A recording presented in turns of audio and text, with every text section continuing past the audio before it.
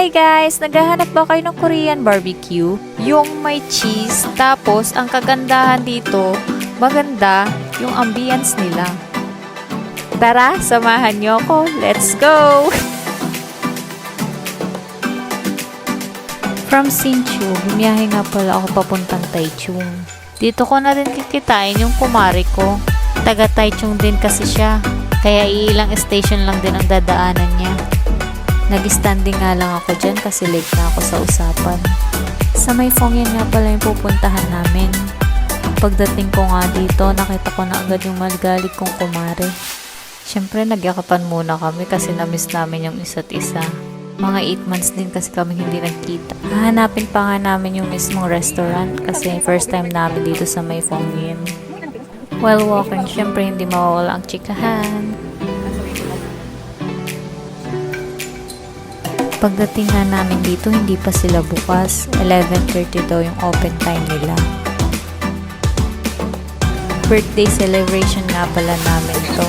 Kaya habang hindi pa nagbubukas, nag-open muna kami ng mga regalo namin sa isa't isa. Wala nga pala kaming time magbalot. Pareho din naman kami ng mindset. At pa ibabalot, bubuksan din naman.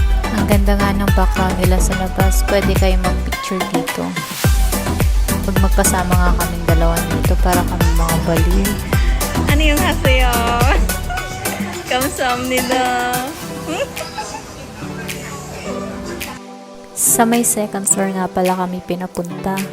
Ang friendly nga pala ng mga staff nila dito. Sasalubungin ka nila sa labas. Saka mabilis nilang i-deliver yung food kung ano ang napili mo. Yung rice nga nila dito may pasiwid pa. Tapos bula-bulahin mo katulad ng pambubola niya sa'yo. Hehe, joke lang. Wala kang time limit dito. Kaya kami chill-chill lang, kwentuhan. At tini-enjoy namin yung food.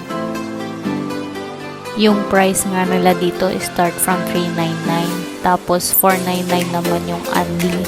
May pa-discount din pala sila kapag within this month yung birthday mo. Mga more than 10% din siguro yung nabawa sa aming bill. After nga namin kumain, bumaba na kami. Tapos nakita namin tong pa-free handbook outfit nila. Joke lang, ito talaga yung pinuntahan namin dito. Yung mabubusog ka na, makakapag-aura ka pa. After nga namin, dumaan muna kami sa may park para magpahangin at magpapaba ng kinain.